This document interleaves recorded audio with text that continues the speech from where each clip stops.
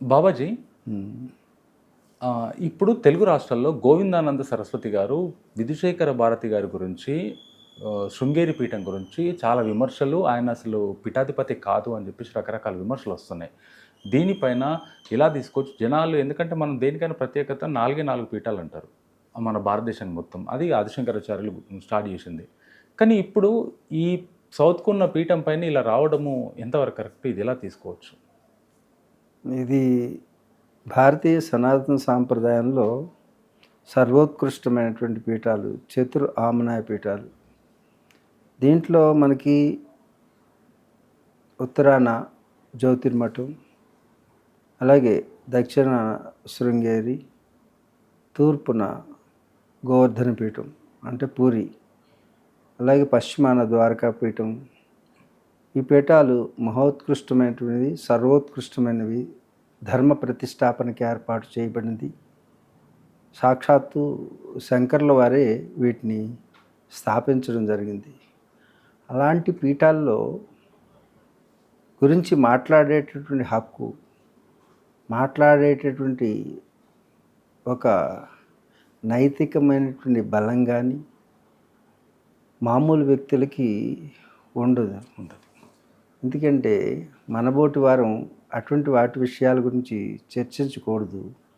అయినప్పటికీ మీరు అడిగారు కాబట్టి వారికి శిరస ప్రణమిల్లుతూ ఆ పీఠాలలో ఉన్నటువంటి మహానుభావులు సర్వోత్కృష్టమైనటువంటి జగద్గురువులుగా కీర్తించబడతారు. సాక్షాత్తు ధర్మానికి ప్రతిరూపమైనటువంటి వారు శంకర పీఠాధిపతులు.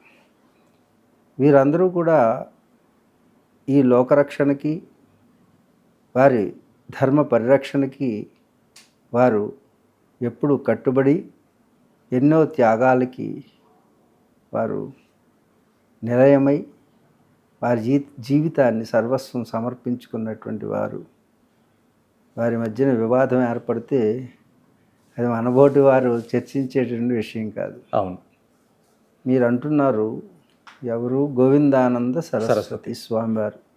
వారు కూడా పూజ్యులు, పరమ పూజ్యులే. వారు కూడా సన్యసించి ఆ పీఠంలో శాస్త్రాధ్యయనం చేసి అన్నీ తెలుసున్నటువంటి వారు ఏదైనా ఒక మాట మాట్లాడితే అది ధర్మమే అవుతుంది, కానీ అది వేదమే అవుతుంది, కానీ వివాదం కాదు. ఓకే. వారి మధ్యన ఏదైనా వాదంలా మనకు అనిపిస్తుందేమో, కానీ మనబోటి వారికి అది వేదాన్ని మనకు అందించడానికి వచ్చిన వివాదమే, కానీ అది కూడా వివాదం కూడా వేదమే అవుతుంది. కాబట్టి అప్పుడప్పుడు కూడా ప్రతి యుగంలోనూ ప్రతి కాలంలోనూ కూడా సత్యానికి మరుగుపడుతున్నప్పుడు మరింత మెరుగు పెట్టడానికి వచ్చే వివాదమే ఈ వేదం. కాబట్టి వారు సమర్థులు, వారు ఆగ్రహించినా అనుగ్రహించినా వారే సమర్థులు. కాబట్టి వారు చెప్పే దాంట్లో ఇక చర్చలు మానబోటి వారు, ఇక్కడ ఈ లౌకికంగా ఉండేటటువంటి పండితులు వీళ్ళందరూ చర్చించడానికి అర్హత లేదు. నాబోటి వాడు కూడా చర్చించడానికి, మేము సాధకులం మాత్రమే, మా కులం సాధకులు. వాళ్ళ శస్త్రకారులు కూడాను. కాబట్టి ఏదైనా శస్త్రచికిత్స జరపాలి అంటే శాస్త్రాల్లో వారు సమర్థులు. కాబట్టి విధుశేఖరానంద సరస్వతి స్వామి వారి మీద వచ్చిన వివాదం ఏంటో నాకు తెలియదు. ఏం చేతంటే మీకు తెలుసు, నేను ఇప్పటివరకు హిమాలయాల్లో కుంభమేళాకి సంబంధించినటువంటి విషయాల్లో, అలాగే చాలా రోజుల నుంచి మీకు తెలుసు.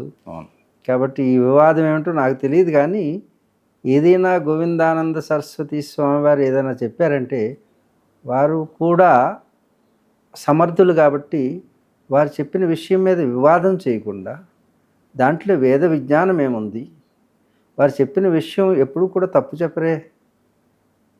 శాస్త్రాలను అధ్యయనం చేసిన వాళ్ళు ఎందుకు తప్పు చెప్తారు? తప్పు జరుగుతూ ఉంటే దాన్ని సరిచేయడానికి ప్రయత్నం చేస్తుంటారు.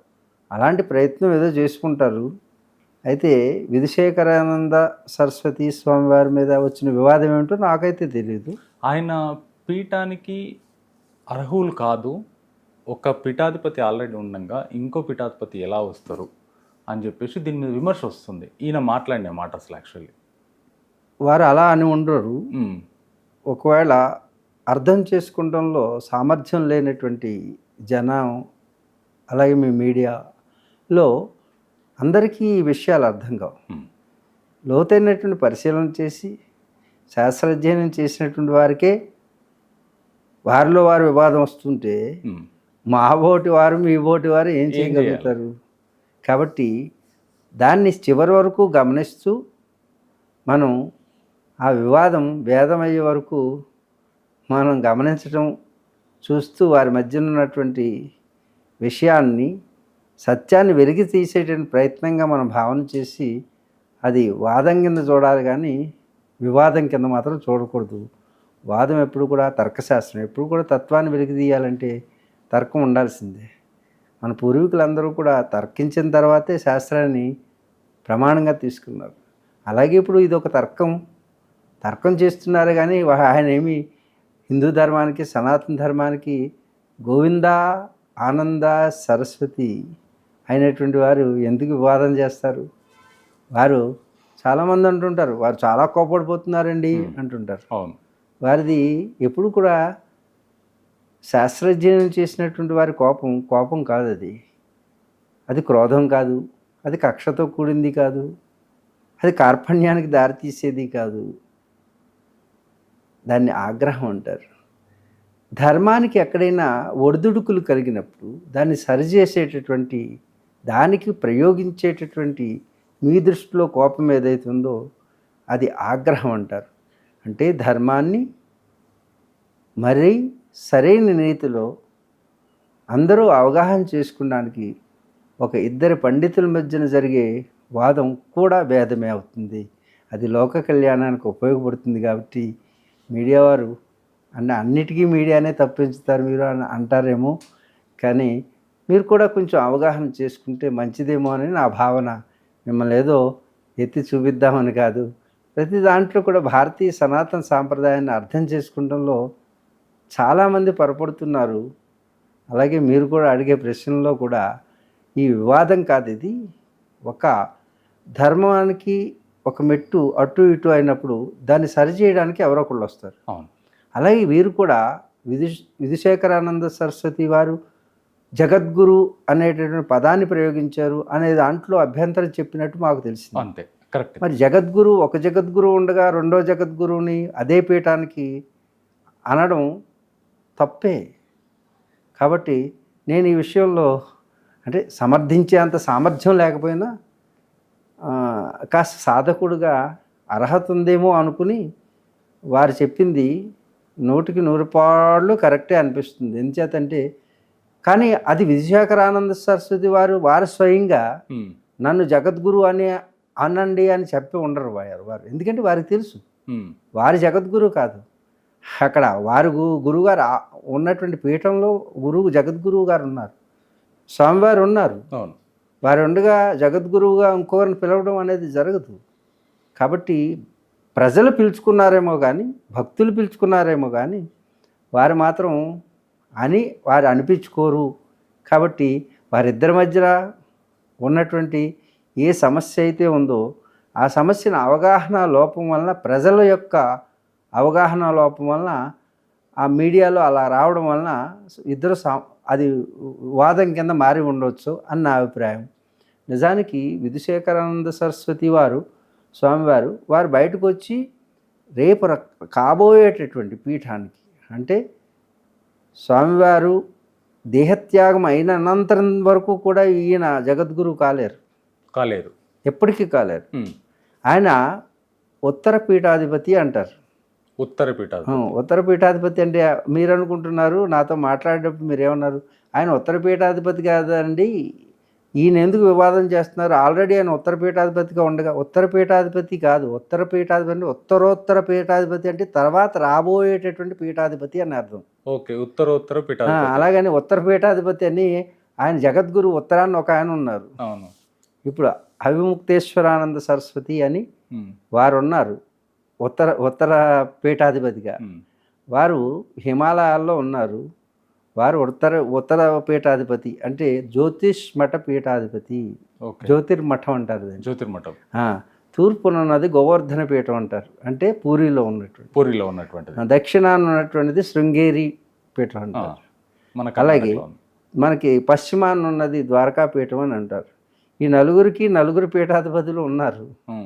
వారు ఉండగా వీరు ఎలా పీఠాధిపతి అవుతారు? అవరు. ఈ 4 ఆమ్నాయ పీఠాలకి 4 పీఠాధిపతులు మాత్రమే ఉంటారు. అందుచేత ఈ పీఠాధిపతి ఉండగా ఇంకొక పీఠాధిపతి మాత్రం రారు. ఆయన జగద్గురు ఎప్పటికీ కాలేరు. ఆ పీఠం ఖాళీ అయ్యి ఆ దేహం నుంచి వారు ఖాళీ చేసిన తర్వాత ఆ దేహం ఇంకొక సందేశాన్ని పట్టుకుని అక్కడికి వచ్చినటువంటి పీఠాధిపతిగా ఎంపిక చేయబడతారు. ఆ ఎంపిక చేయబడినటువంటి వారుగా ఉత్తర పీఠాధిపతిగా ఎంపిక చేసినటువంటి వారు విధుశేఖరానంద సరస్వతి స్వామివారు. ఓకే. అందుచేత వారి పర్యటనలు అంటే ఇదొక శిక్షణ అన్నమాట. ఈ శిక్షణ వారి తరపున, వారి స్వామివారి తరపున, జగద్గురు తరపున వీరు పర్యటనలు చేస్తూ ఉంటారు. ఆ పర్యటనలో భాగంగా ఆంధ్రదేశంలో సనాతన ధర్మం యొక్క వివాదమో లేకపోతే విచారమో అందరూ చర్చించుకునే సమయంలో వారు కూడా వారి పాత్ర నిర్వహించడానికి వచ్చారు. వచ్చినప్పుడు వీరు ఏదో ఉద్రేకంలో అన్నారా అనిపిస్తుంటుంది. దొంగ స్వామీజీలు వస్తున్నారు, దొంగ పీఠాధిపతులు వస్తున్నారు అని వారు సంబోధించినట్టుగా మీరు నాకు చర్చలో చెప్పారు. దొంగ స్వామీజీలు నిజమే.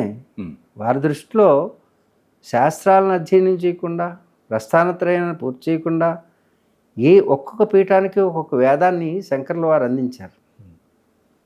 ఋగ్వేదం ఒకరికి, యజుర్వేదం ఒకరికి, సామరవేదం ఒకరికి, అధర్వణ వేదం. 4 పీఠాలు 4 వేదాలని సంరక్షించి వేద విషయాల్లో ధర్మ సందేహం కలిగినప్పుడు దాన్ని నివృత్తి చేసి శాస్త్రాలని సంరక్షిస్తూ వేద విజ్ఞానాన్ని ఈ లోకానికి అందిస్తూ వారు సంరక్షణ చేసేటువంటి బాధ్యతని వారికి ఇచ్చారు ఈ జగత్తుకి. కేవలం భారతదేశమే కాదు, యావత్ జగత్తు కూడా.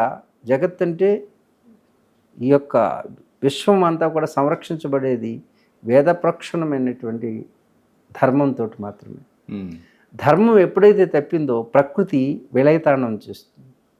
అంచేత వీరు ఏ మనుషుల కోసమో ఏ వ్యక్తుల కోసమో పనిచేసేటటువంటి పీఠాలు కాదు ఇవి. ధర్మం కోసం పనిచేసేటటువంటి, ఇప్పుడు ధర్మరక్షణే వారు చేసేటటువంటి. ధర్మరక్షణ ఎప్పుడైతే ఉంటుందో అప్పుడే ఈ విశ్వం అంతా రక్షించబడుతుంది. కాబట్టి ఆ ధర్మాన్ని రక్షించేటటువంటి పాత్రని వారు బాధ్యతని తీసుకుంటారు. దీనికి చట్టాలు కానీ న్యాయాలు కానీ ఇవేవి కూడా శంకరుల పీఠాల మీద పనిచేయవు. ఓకే. న్యాయస్థానాలు కూడా కల్పించుకోవు ధర్మం విషయంలో. ఒకవేళ అదే పీఠాధిపతులు ఏదైనా చెయ్యరాని చట్ట వ్యతిరేకమైనటువంటి చర్యలు చేసినప్పుడు చట్టం పనిచేస్తుందేమో కానీ ధర్మం విషయంలో మాత్రం వారు నిర్ణయించినటువంటిది ఏదైతే ఉందో అది యావత్ ప్రపంచము పాటించి తీరాల్సిందే కానీ ఇంకొక ప్రత్యామ్నాయంగా మాట్లాడేటువంటి అధికారం, అర్హత ఇంకొకరికి లేదు. ఓకే. అందుచేత ఇక్కడ మనకి ఎక్కడ వివాదం వస్తుందంటే వారు ఉద్రేకపూర్వకంగా మాట్లాడుతున్నారు. వారు చెప్పింది శాస్త్రీయంగా చూసినప్పుడు వారు వాదం ఏదైతే ఉందో అది సత్యంగా భావిస్తున్నాను. దొంగ స్వామీజీలు వస్తున్నారు దండం బట్టి. దొంగ స్వామీజీలు అంటే శాస్త్రాధ్యయనం లేదు. ఎవరు పడితే వాళ్ళు సొంతంగా పీఠం పెట్టుకుంటున్నారు. సొంతంగా పీఠాలు పెట్టుకున్న వాళ్ళు చతురామనాయ పీఠాల్లో ఉన్నటువంటి వ్యక్తుల్లోకి ఇలాగే కనపడతారు. ఎలా కనపడతారు? దొంగలుగానే కనపడతారు. ఎందుకంటే దొంగలంటే దోచుకునేవారు. పీఠాల పేరుతో శాస్త్రాలను అధ్యయనం చేశాము అని కేవలం పాండిత్యం వచ్చిన పండితులైనప్పటికీ ఏవో కొన్ని పద్యాలు రాసిన వాళ్ళు, గుళ్ళో మన పూజారులుగా ఉన్నవాళ్ళు, అంటే వాళ్ళందరూ విమర్శించడం లేదు. ఇలాంటి వారు కూడా పెద్ద పెద్ద స్వామీజీలుగా చలామణి అవుతూ దక్షిణ పేరుతో మొత్తం ప్రజలకి అన్యాయం చేస్తున్న కొంతమందిలో వారు అన్నమాట వర్తిస్తుంది. మిగతా వాళ్ళు ఎవరు భుజం తడుకోవాల్సిన అవసరం లేదు. ఉమ్. ఎవరైతే ప్రజల్ని దోపిడీ చేస్తున్నారో వారిని గోవిందానంద స్వామి వారు మాత్రమే ఖండించగలరు. ఓకే. వారు అన్నది సత్యం. ఎందుకంటే ఇలాంటి వారి వల్లనే, వారి బాధ అంతా ఏమిటి, ఇలాంటి వారి వల్లనే ఈ యొక్క సనాతన ధర్మానికి హాని కలుగుతుంది, గ్లాని కలుగుతుంది. అందుచేత వారు మాత్రమే సమర్థులై ఖండిస్తున్నారు. వారి ఖండాలుగా ఖండించగలిగినటువంటి వారు వారే. వారికి అర్హత ఉంది. ఓకే. కాబట్టి ఇదంతా కూడా వివాదం కోసం కాదు వారు చేసేది.